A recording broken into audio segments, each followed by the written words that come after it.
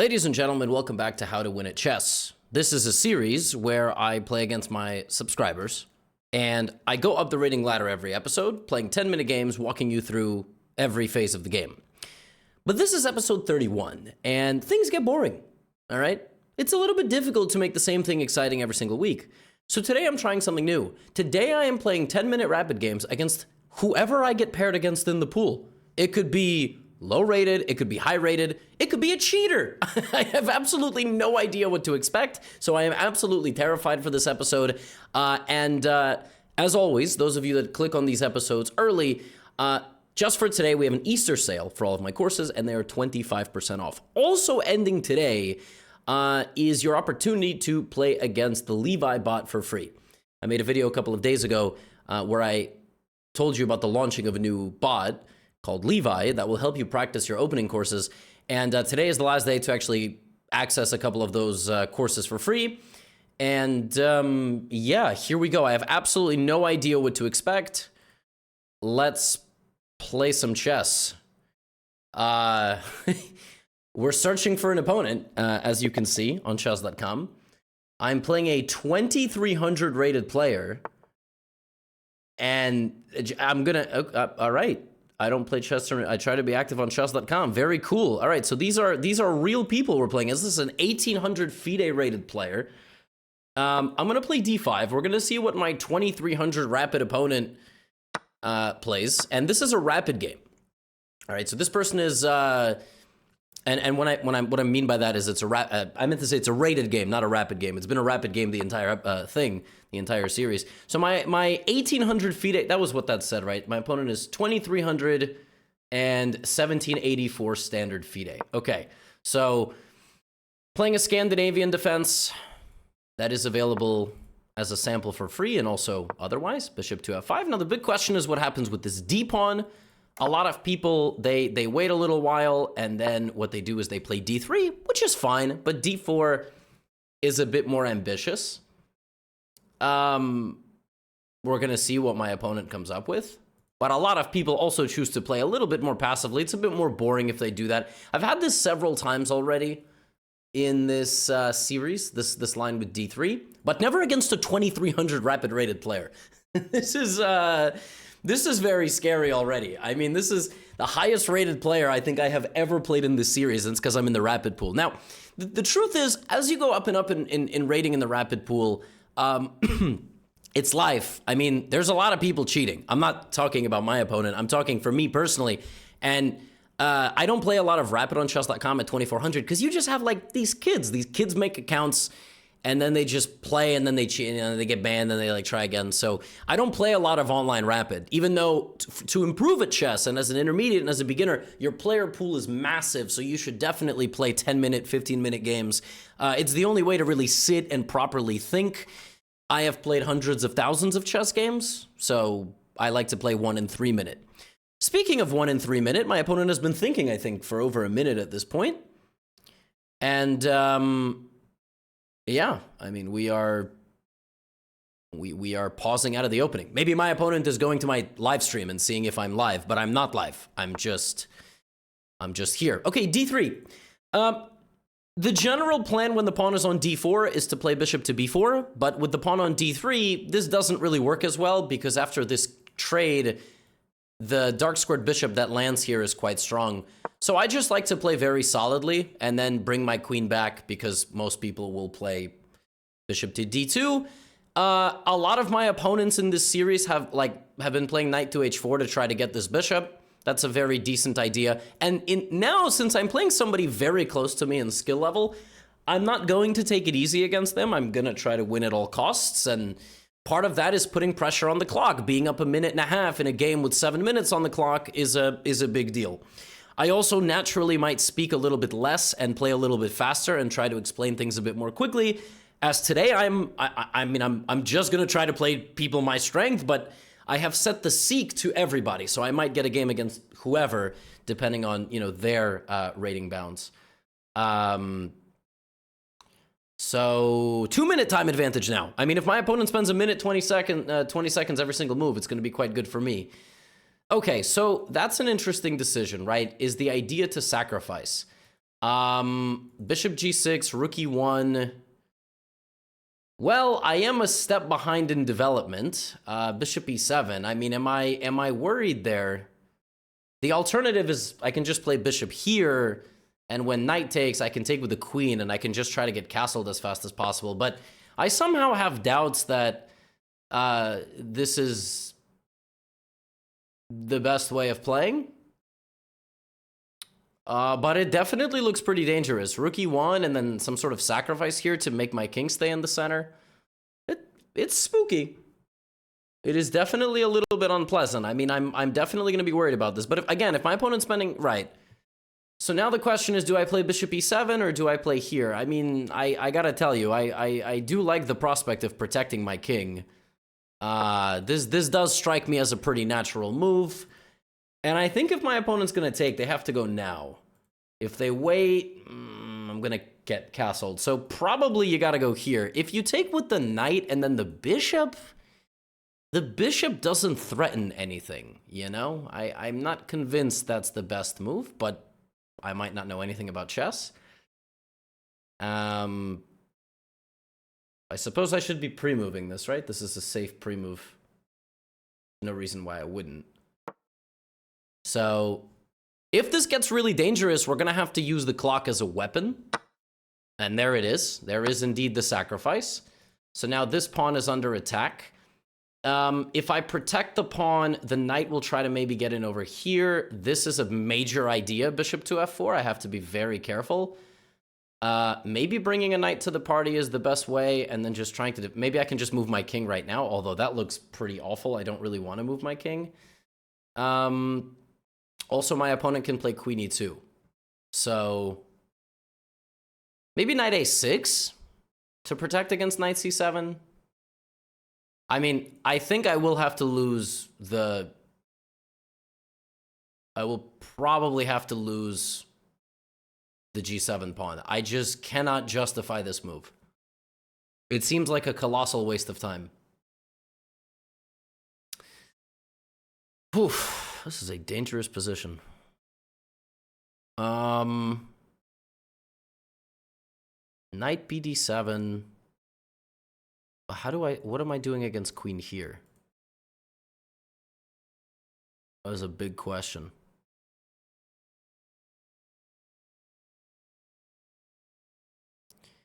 Nobody ever said this was going to be easy. I think I might have to go here. Because I think I have to get my rook to the center. And now knight g5. Oh, I blundered something really unpleasant. Knight to g5 check. King f8. I was gonna bring defense, but I can't because the knight can come back with a fork. So, oh my god. Oh, this is horrendous.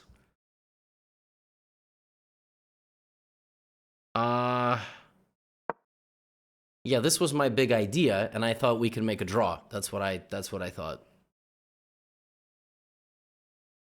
But queen e2 looks very, very dangerous, because my intention was to bring the queen back.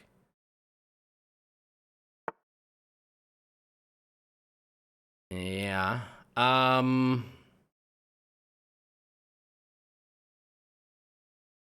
Okay, there's knight g8. Can't bring my queen back. Knight g8 looks miserable. I mean, there's no way that move is possible. Bishop d6. There's queen e6. I mean, it looks proper losing. But I think what I can do is after queen e6, I can then move my queen back. Which I couldn't do because there was a knight check.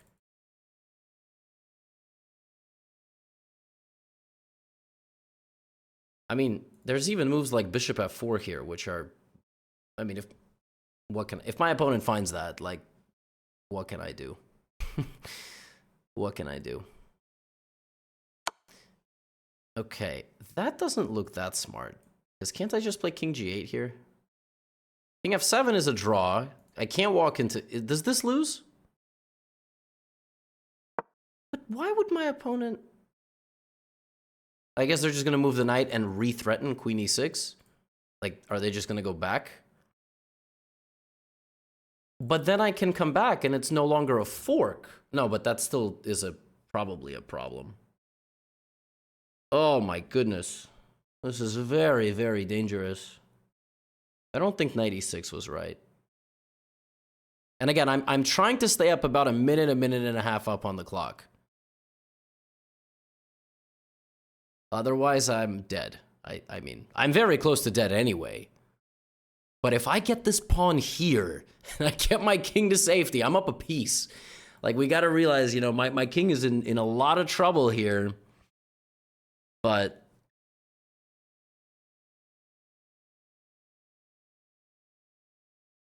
can't believe I'm losing to a dog. There's just a cute dog staring at me. And yeah, I'm in trouble. But if I just get this one pawn here, because that stops anything from, and that gives my king this balcony on h7. I'm so safe there. The problem is I feel, yeah. So now this is a really strong threat. So my original idea was queen c7, queen e6, and then king f8. And I mean, maybe. Alternatively, I can, no, bishop f7 is horrible. And queen f5 stops queen e6, but is it a bad move? That's like the million-dollar question. He might play like knight e4. I can take. He might take with the knight. I mean, it looks insanely dangerous. I can't see anything wrong with queen c7, which makes me kind of want to play it.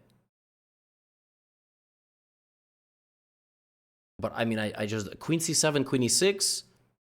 I'm trying to stay up also on the clock. And am I fine? Am I like, then he has knight e4, I can take. Knight takes e4, he has rook takes e4 maybe. You know what, why would I allow any of that? I think I'm gonna go here. I think I have to. I think I can't let him get his queen here. So I'm still up by a minute and a half. I'm not allowing queen there. There's no sacrifice. He can't sack the queen for any checkmate. This is next, then I get my other rook into the game. Either that's next or this is next. So his next move needs to be impactful, which is why I'm thinking this is the best move, because it's a very confrontational move. It attacks my bishop. He can't play a move like g4 because I'll trade the queens, and probably that's just losing. But this is probably the only remaining move for white, and if I defend correctly, he should lose. Because I think white might be out of weapons there, but I don't know. My original intention was to immediately take with the knight, but now I'm thinking to bring the bishop back, because after a trade, I attack the knight, which is what I want. I can also cocoon. I can go that might be the way, actually, just to protect my king completely. I hate that, but that might be the way. I mean, I don't know. That might just be the way. And he's down to below 3 minutes, which is really good. This is so okay. I get it. Yeah, I get it. But I think h6 now is, or knight d7. I mean, I can also play h5, but that seems, I think I need to play h6 to get rid of the knight. That's probably what I need to do. Yeah. I think this is very well timed. Now he can never go to g5 again, and my king gets to h7. And I think if my opponent is going to weaken his king like this, it's going to be really bad. Because I'm coming now back to a square that is defending against the queen, which is very important. But I mean, I think this attack was very potent, and this was a very good attempt at destroying the Scandinavian. But yeah, I don't know. That was very stressful. Once I get my king to safety with a near 3-minute time advantage, this should be pretty easy. But this was a lesson in king defense. Like, this was a lesson in what does our opponent want? How are they trying to get to us? And we'll analyze it for sure. I mean, this was very stressful. But he can't do anything with 2 minutes. Yeah, he's trying to go here. I brought that move up already. I can just maybe come back to like c7, for example. He'll take. I'll take with the queen. He'll put the knight back on e6. But it's just not enough. Yeah, it's just not enough.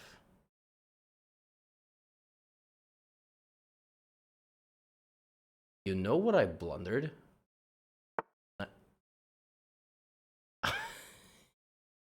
Not that. Maybe that too.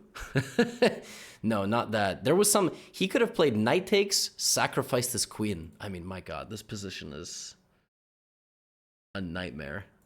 Queen e5, maybe. Knight takes, pawn takes. That might be the way. You really somehow mentally don't want to play this move? Is there f4 there? Can he play f4? Queen e7? No, because... Oh my god. Oh my god, it really is never over, is it?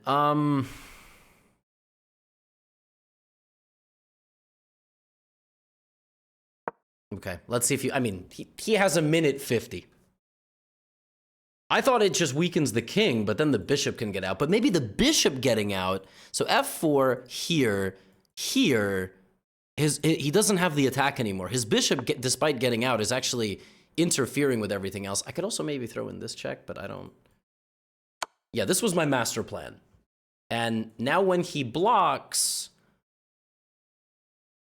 he's no longer on the queen and rook straight away. His queen and rook no longer have the battery. Yeah, and so what if I just come all the way back now? I mean, it's still a super goofy position. Like, what if queen d5? But at least this way I'm trading pieces, which is super important. But, I mean, he's going to take and put the knight back on e4, and it's still not over. And then I probably have to bring my other knight out, and, I mean, I'm up a piece, which is winning, but he also has a minute. Like, the very important part of this game is that we put a lot of pressure with the clock. c4. Yeah, but I don't think that's good enough. Oh, I almost hung my queen. Oh.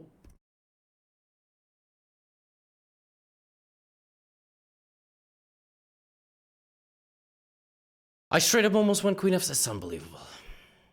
Unbelievable. Okay. Queen d8 or queen d7? If I go queen d8, he might put the knight on e6. And I don't want that.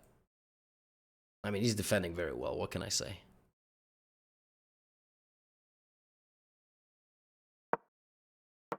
Okay. That one he played real fast. I mean, I want to take, but then I'm bringing his rook. Like, somehow nothing is pleasant here. And he's going to play f5 if I'm not careful. So I have a really bad feeling I have to trade, which I really don't want to do.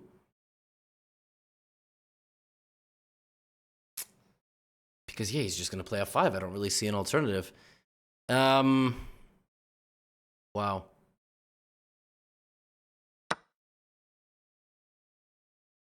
And this does... I was going to go here, but then maybe he has some discovered attack. Do I play passive? Do I play active? I'm going to play active and try to bring my knight and my rook. Okay. Knight d7. f5. Actually, f5, I can also put my knight, which is very important. Yeah, now I'm getting out. Now I've got a lot of pieces ready, and he only has 40 seconds. This is very good for me. Bishop d4, I might snap that. Do I snap it? I mean, it's free. It is a free pawn. If I'm gonna do anything in this game, I probably need to take a pawn, and then I should bring my rook. I just need to make sure my king stays safe.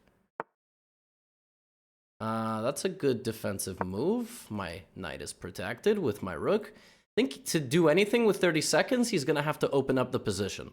Otherwise, I'm just up too much time. But I can always trade queens. Yes, I saw this. Let me take. That at least opens my rook. So now I have very good chances of catching him over there. Yeah, he does not have enough time. This is a massive threat. I guess he can go king g2. But then I'm going to put my knight in the center and also my rook in the center. He has 5 seconds. I mean, there's nothing you can do. Yeah, I guess he's just going to lose on time. Okay. Wow, that was a chaotic chess game. That was a 20-minute game to start today's video. Okay. So, knight d4 was not best. And then here, I should have went knight d7. But why should I go knight d7? Isn't he still going to sacrifice? Oh. This sacrifice is a lot less powerful when the bishop is not in front of the king, because I can go straight to g8. That's very instructive. I went here thinking there was no difference, but now that he goes here and gets a brilliant move for it, yeah, he actually had a very, very strong attack. It was this, and right here I thought, oh, I'm in big trouble. And yeah, bishop f4 actually just straight up wins the game, which is kind of insane. I didn't see how, but he has to deflect my bishop from the defensive e7. Oh, wow. And then he just goes here. He just comes back, and I can't... Oh! I was like, where's the mate? Oh, my goodness. Wow. But we both missed that. So, me actually having an extra... like, this looks like defense, but this is not. This is actually safer for black than having a bishop in the front. Isn't that incredible? That is, wow. That is really crazy. That is actually fascinating. That not having the bishop in the way is safer for black because the bishop is a target. And as we saw here, all these different threats ultimately, yeah, my opponent went here. That was a miss. And now they're losing. And now the only move here is to play queen f5. Very instructive. You have to stop the threat. You can deal with the threat, but I rejected this because of this. And it's equal, but it's dangerous.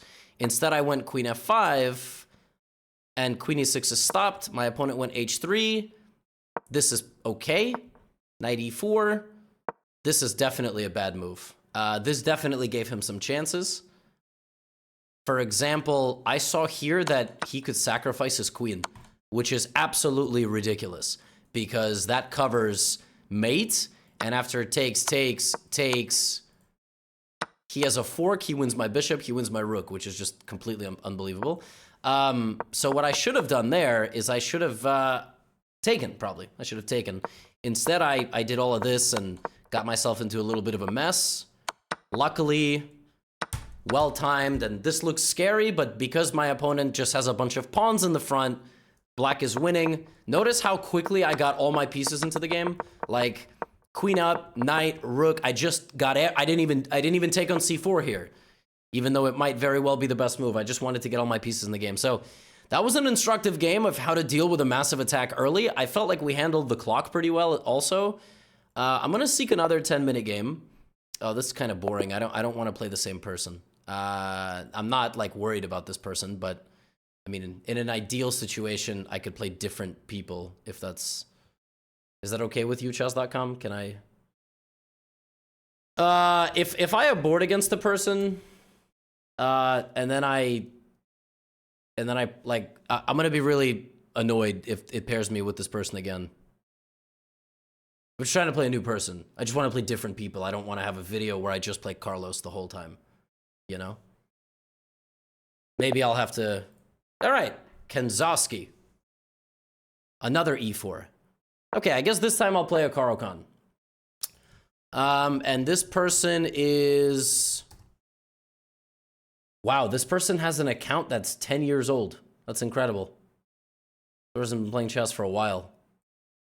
Pretty cool. I have no idea like who plays chess on... I mean, I imagine this is a real person probably. I have no idea who plays chess on chess.com. Okay, exchange Caro-Kann.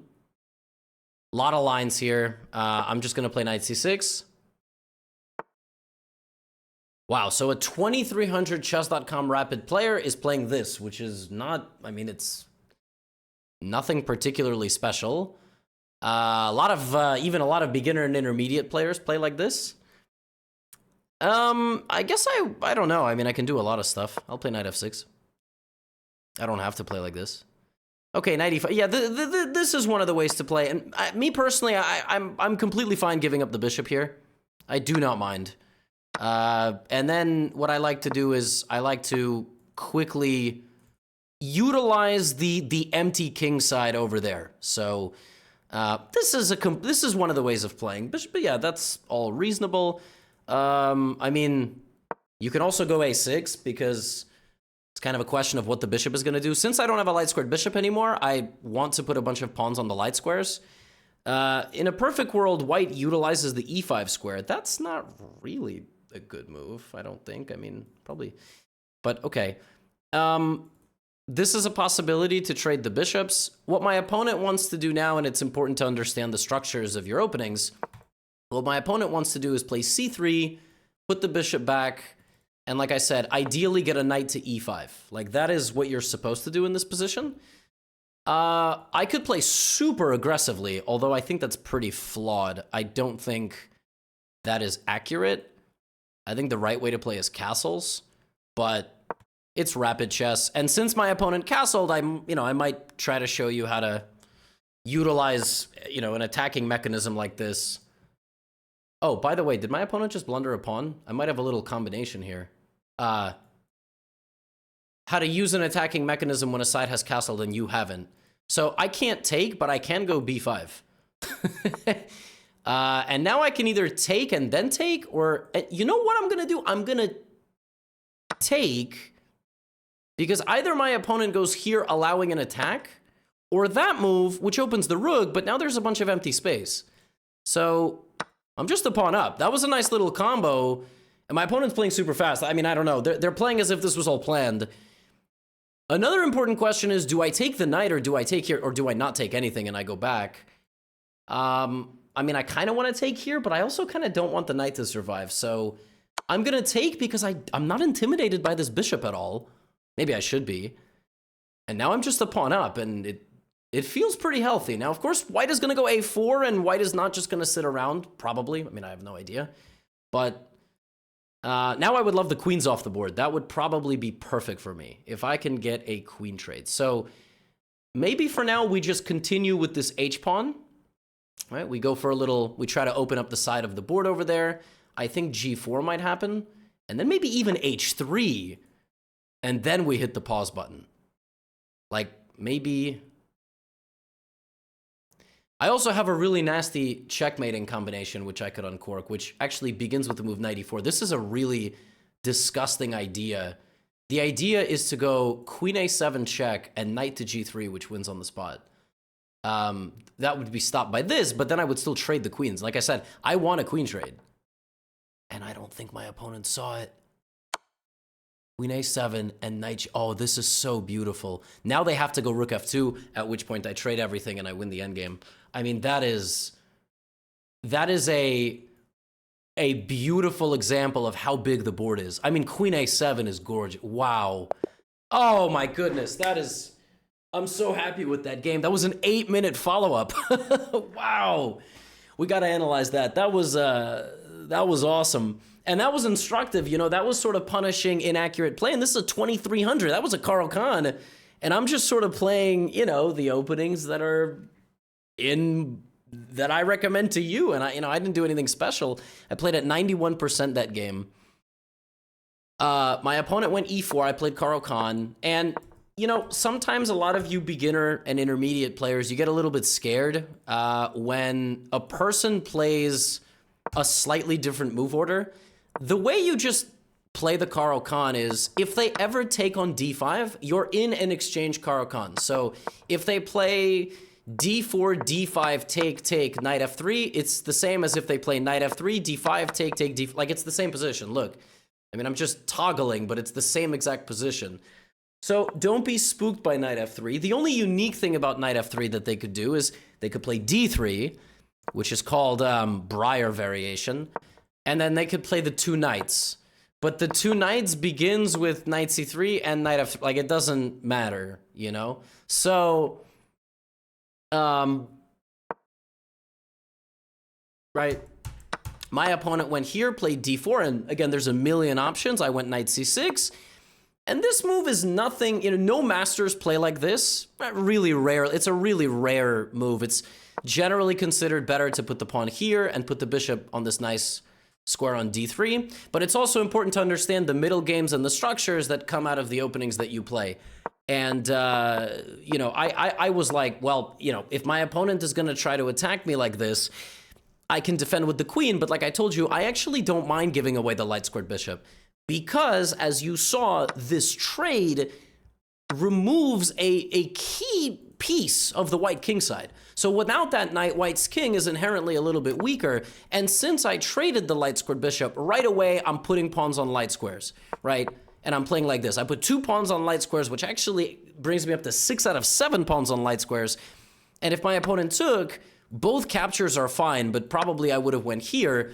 This type of structure is called the queenside majority versus the minority. My opponent has more pawns, and I would just advance and try to open up those lines to put pressure in the long term, okay? That is generally how you play one of these positions. You know what's funny? You remember when my opponent went bishop a4? I was like, wait, I think that's a bad move. And it is, because the bishop is sort of going to get locked away. If the bishop is going to retreat, this is actually the better square, because then you can play c3, put the bishop where it wants to be. So bishop a4, I went here, which is given an inaccuracy, but it's just equal. And so now, it's actually kind of interesting. The top computer line here given by the engine is not to play h5 right away, like I did. It's actually to take on g3. Why? Because that gives white what is called a hook. Whereas the way I did it in the game, my opponent could have went, oh, they want to attack me, so now they can't. And now the pawn marches down, but, even if the pawn makes it all the way, my opponent will just go here. They're not going to take, obviously, they're not going to take and allow my rook into the position. But I thought this was an instructive way of just handling a position where a side has castled. Meanwhile, you haven't, so that gives you the flexibility to create a kingside attack. Which is why I went to h5. But of course, I could have taken on g3, and etc. I could have castled, like, make no mistake. Castling here is completely fine. A move that's a little aggressive is committing your king. It's actually funny. Attacking with the pawns here is stronger than committing your king first, because if you commit your king, here's what's going to happen. You're going to go here, and all of a sudden, you're also under attack. Now, I understand, the computer is like saying knight g4 and stuff, but if your opponent defends the right way, like knight d2, knight g4, knight f3, quickly, this is going to spiral out of control for black, and you're going to be the one under attack, which is why I didn't commit my king. And then here I was like, wait a minute, and you see it's given a blunder.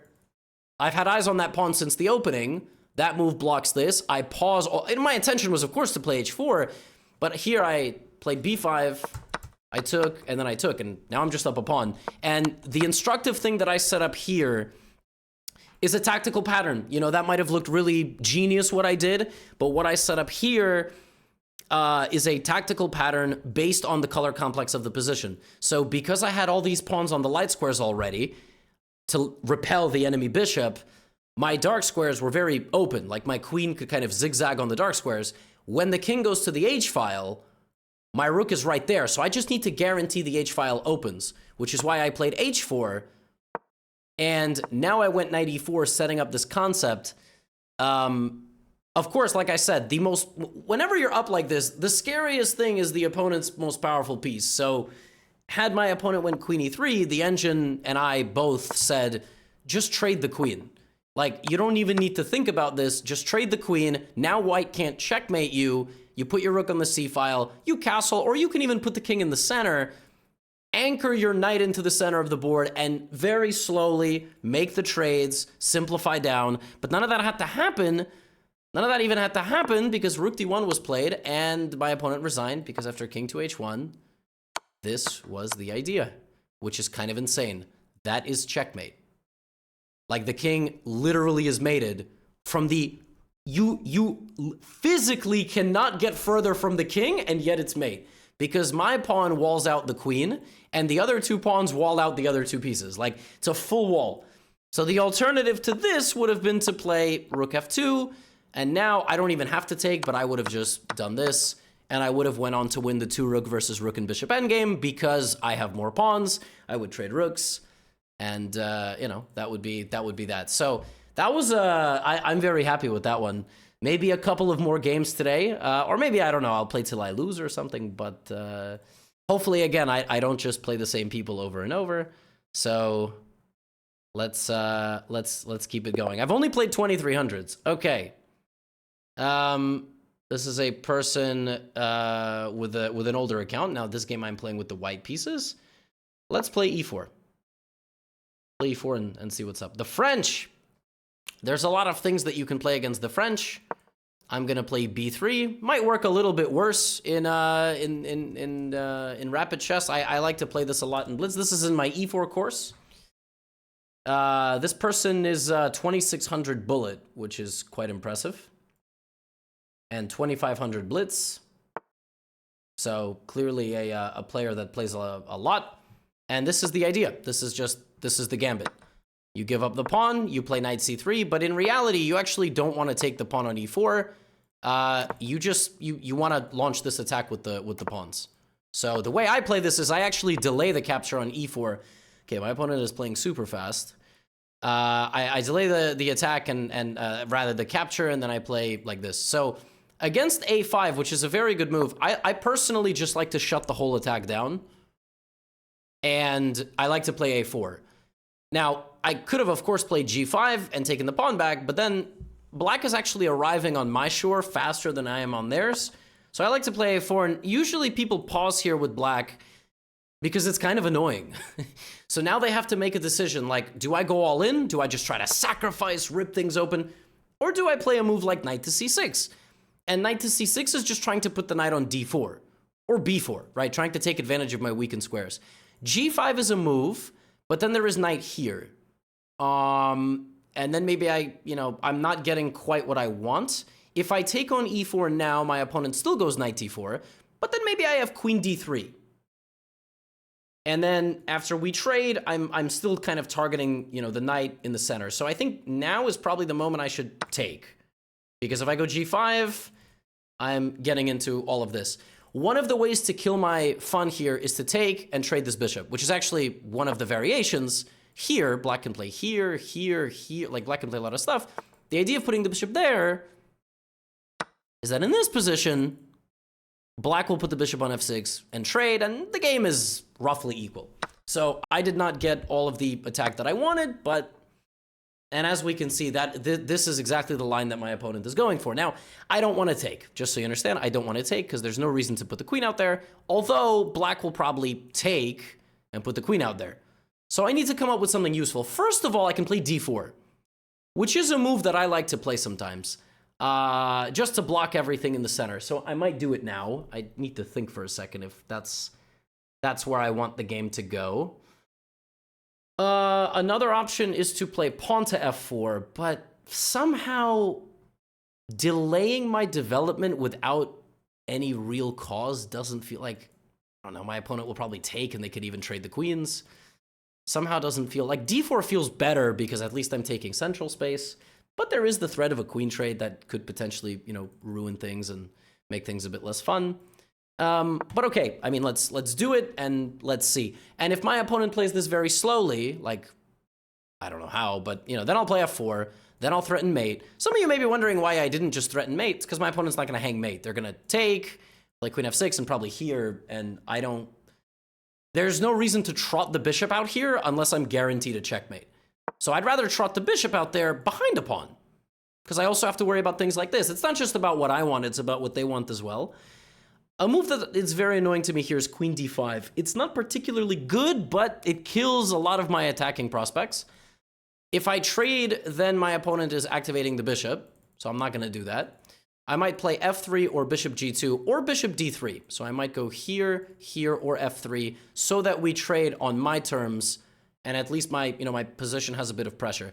I think I'm going to have to try to win this in a late middle game, end game style, just relying on the imbalance and maybe some of my space. Like, I do have a lot of space, right? Space is the concept of controlling squares, controlling squares in the opponent's camp, right? So that's what I'm doing. I'm squares that you can capture on your opponent's side of the board, which in this case is a lot. Black has some space too, though. I mean, it's not the end of the story. Okay. Knight b4. right away I'm thinking what could come behind the knight, but I'm also thinking that's not scary. My first instinct is to kick out the knight and put the bishop there. So c3, knight d5, bishop here, go for checkmate. I mean, that would be really nice. I just don't know if it's going to be that simple. Another option is to ignore the knight completely and maybe play something like h4. Play something like h4. The problem with a move like h4 is that black still has this option to play queen d5 and kind of realize, you know what, I don't want to get checkmated, so I'm not going to get checkmated. It's unfortunate, but they might reconsider. So why don't I go here? I'm very curious what my opponent's big game plan is after the move c3, because if they put the knight on d5, which makes sense, now I'm actually threatening mate. Like now we're playing a very different game. And that's a game that could get very crazy, especially if I play h4 first. So if the knight goes to d5 and I play h4, and the idea is to just give up the pawn, in case you're wondering. The other idea is to join with my g-pawn and start attacking right away. Whichever one of these pawns walks forward to defend checkmate will immediately become what's called a hook. So I will try to target it to open it up, and by trading on the h-file, I will bring my rook. Yeah, I don't know why my opponent is thinking, because certainly when they played knight b4, they should have been ready for this move c3. Yes, I block my bishop, and yes, I am maybe weakening my king a bit, for sure, because this is weak. You know, now that I said that out loud, there is the move queen d5 even here, which I did not really think about because I didn't think it was good. Because again, at queen d5, I was going to go bishop g2, or bishop d3, but this move now actually attacks this pawn. So if I go bishop g2, they might sacrifice the knight and take that pawn. Like a move ago, queen d5 did not have this idea. Now it does. But I didn't even, you know. Now, what's the difference? The difference on the last move after d4 was that I would not take because the pawn would take. But now, if I take, the pawn cannot take because the knight would hang. You can sacrifice the knight if your queen is in my territory. You can't sacrifice the... Whoa. Uh-oh. That could either be a good sign or a terrible sign for me. Wow. Whoa. That is quite a move. Okay. The idea is bishop c... I did not see that. Okay, that is... So if I take the knight, bishop c6, right? Maybe d5? Looks a little bit dicey, I gotta tell you. Now, of course, I can just develop, probably. Like, and not panic. Probably don't have to do anything too insane. But bishop c6 is coming, and I need a move. I mean, I need to do something. I can't just... The alternative is to put the pawn up. But again, I should play fast, because time is quite important in a game like this.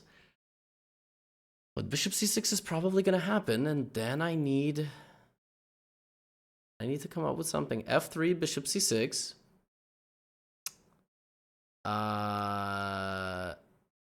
Queen maybe e2. The knight goes to d5.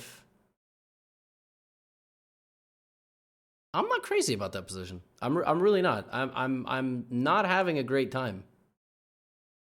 So let's do this. I'm gonna play knight f3.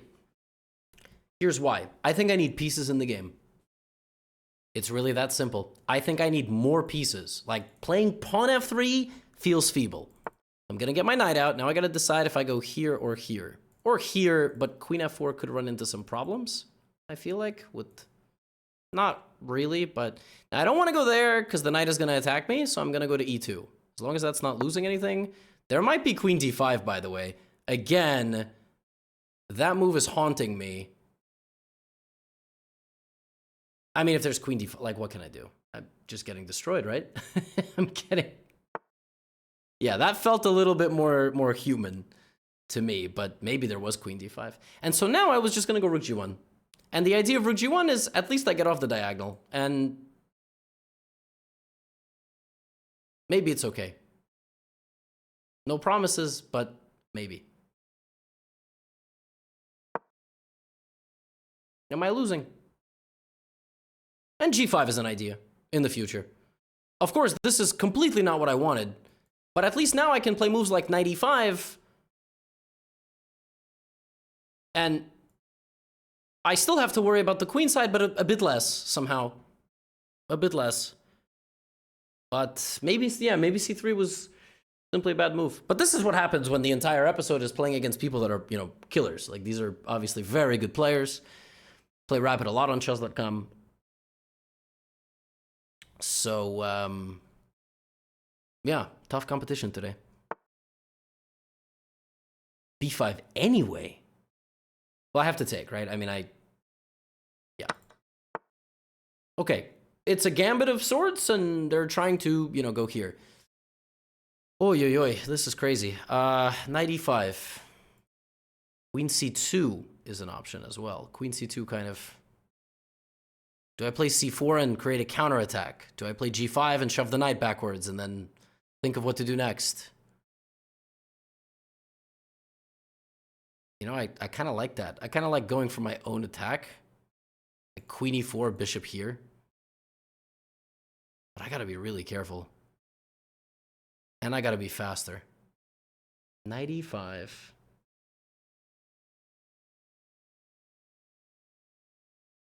And I can't tell if shoving the bishop back there is good for me or good for my opponent. Oh, chess is a hard game.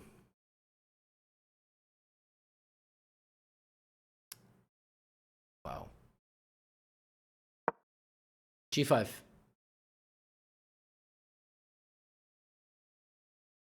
I don't know what there is to think about, but maybe there's a4. That would be insane. Now this is going to be a...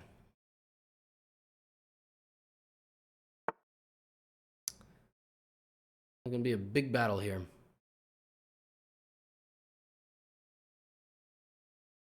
I really want to go queen c2. That move somehow feels correct to me. Maybe not. Gonna go for my own attack. Get the bishop behind the pawn. Just go for it. I don't know what the follow-up is after something like g6. We'll figure it out. We'll figure it out. My opponent's trying to mate me. I'm trying to mate my opponent. But I think black's attack might be a little bit better, because I don't see a way through this g-pawn. It's going to take a while, and I don't have time for a while.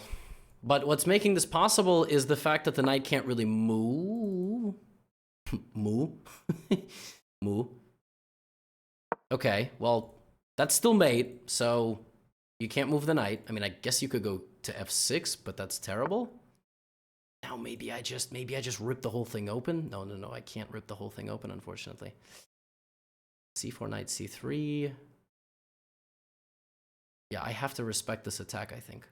Really unfortunate, but I kind of have to. Yeah, I don't. a4's coming. No question. Maybe c4 is what I play. And d5, or maybe I play rook g3, rook h3. Maybe it's rook g3, rook h3. But then there's h5, and I can't take on passant. Oh my goodness. Maybe it's queen h6. Maybe it's knight e5, knight g4.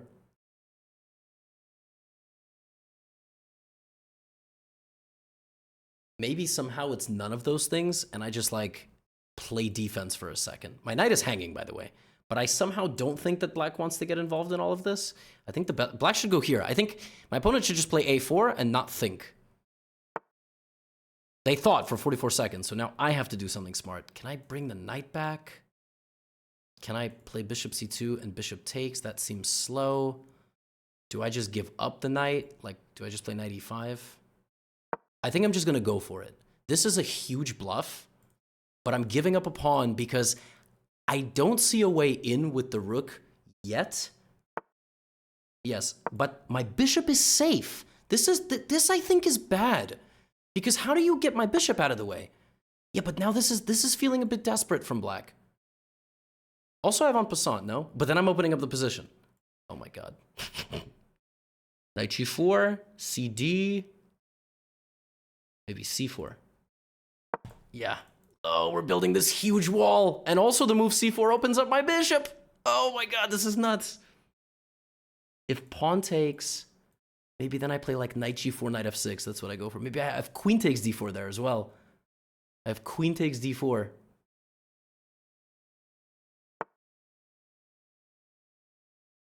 Knight b4. Oh my god. And I play like knight g4, knight f6. And I play d5. I can still go for this checkmate.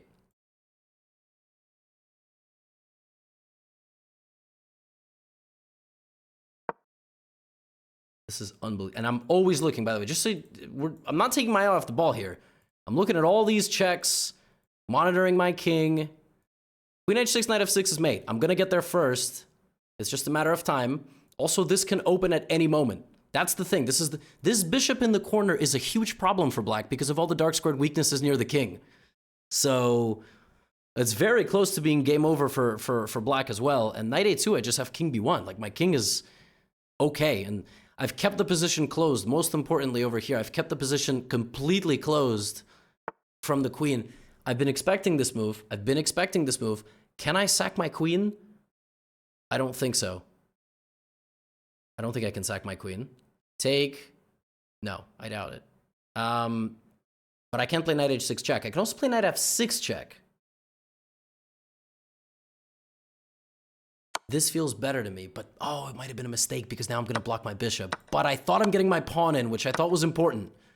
Now I'm like a moment away from winning if I can open up the position. I thought this was smart, like queen h5 and stuff, and my king is somehow safe. Rook g6. Do I have queen? No, I don't have queen takes h5. Maybe I do this slowly.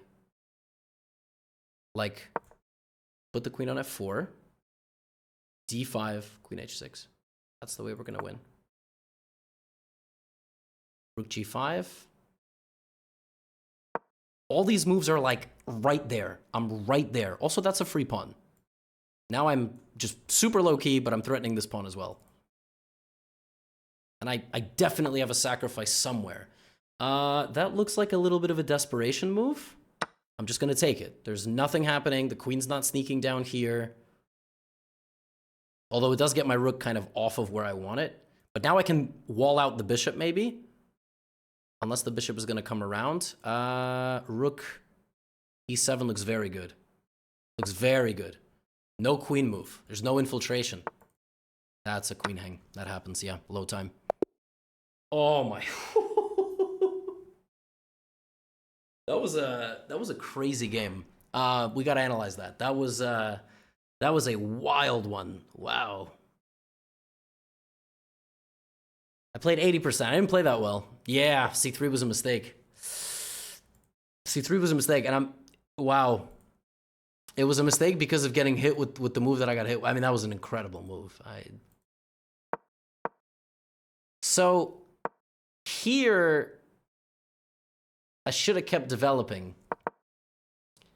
And d4 is wrong, I think, in hindsight, because of the whole idea knight b4 and bishop. I mean, I have never seen something like that. That was really cool.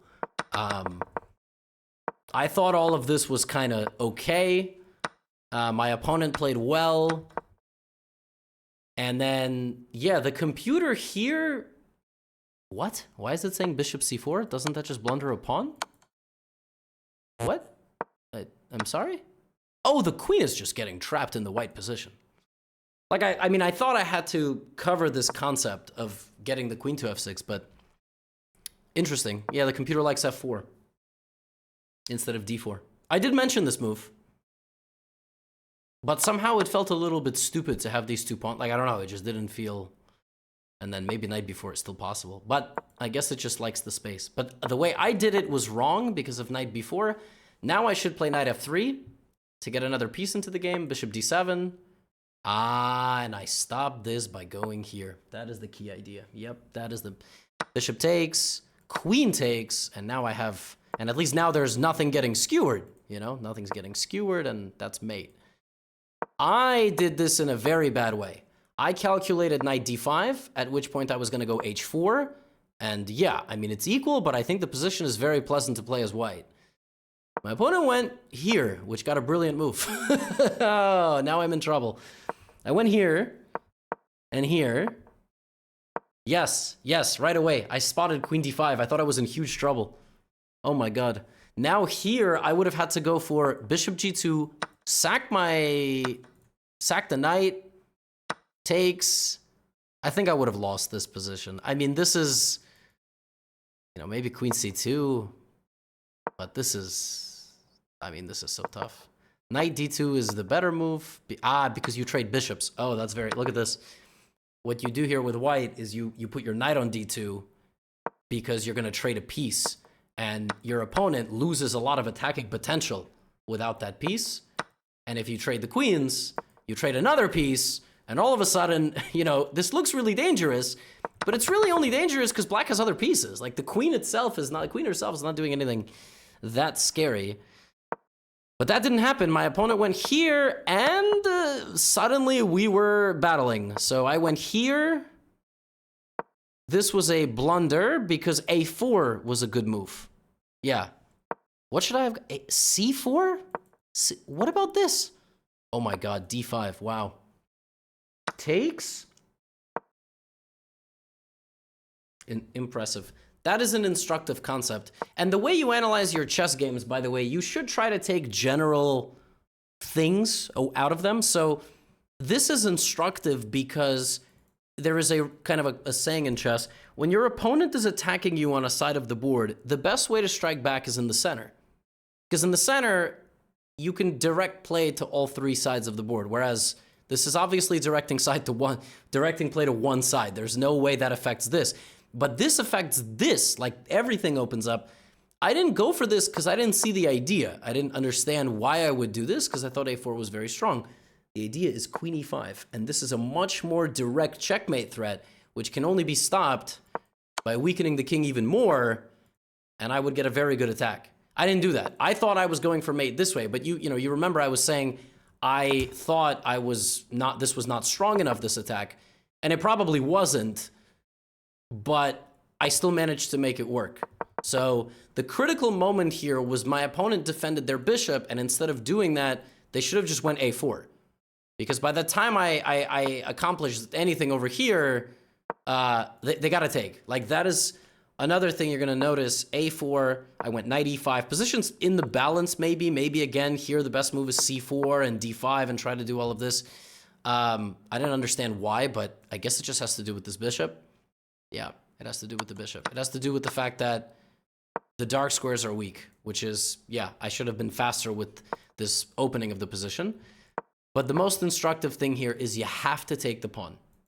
My opponent did not take because they did not see another way forward. They didn't take because they were like, I don't know what's next. And they were probably a bit worried about my attack as well. Maybe for good reason. I mean, maybe, you know, the computer is now saying it's equal. So maybe this was just fine. But then what's kind of crazy about this position is there's no more attack. And c5 is a nice concept. But yeah, I was very happy with this move. This is the best move in the position. I don't go here to open up the queen to my pawn. I don't go here to open up the queen to my pawn. I go here, which allows black to take my pawn. But now the queen cannot break through. That was very important.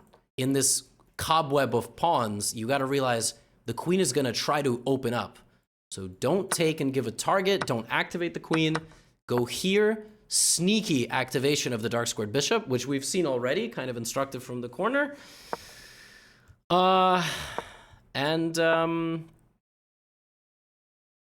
This is losing. Knight g4, h5. Okay, this was the best move. I thought it wasn't, but this was the best move. And then queen f4 was fine. I could have been more emphatic. I could have went d5 faster. I didn't go d5 because I was worried about d4. Oh, I just go here. It's not even a queen sack. It's, how does this? I didn't do this because I thought this is protected, but yeah, that's pretty brutal. Okay, I played it slowly. I did not have a lot of time. I didn't want to blunder anything, and yeah, we're still winning. And here we're definitely winning, and we won. That was wild. 3 games. Wow. First game was like how to deal with defense and a massive attack. The second game was an instructive game, I thought, that second game with the pawn structure and the early mistake from my opponent and the color complexes. This one was wild as well. We're already at an hour, and this will be a little bit of a shorter episode. But let me know if you like the concept. I mean, let me know if you like watching me play people my level and getting into these really close back and forth games. I had a lot of fun today. I also thought, you know, playing at this level forces me to raise my level throughout the hour, and I stay sharp, and I kind of stay, you know, calculating well and making good decisions on the clock, making good decisions on the board, managing chaos, how to deal with, you know, like how to deal with when you get hit with a really good move. You know, right here, I knew I was in for it. I right away, I was like, uh-oh. But I managed to defend. I thought I did a nice job, and maybe I'll throw these in there. Maybe you like watching me play against, you know, the rating ladder, but let me know in the comments. Just for today, courses are 25% off. So if you like the Caro-Kann, or you like this French Gambit, that's the E4 course. And we got a very fascinating position, very complex game. Or in the first game, the Scandinavian. Admittedly, your games will be a lot less like these. A lot less crazy, a lot less, you know, your opponent's trying to take your head off, but yeah. That's all for episode 31. Get out of here.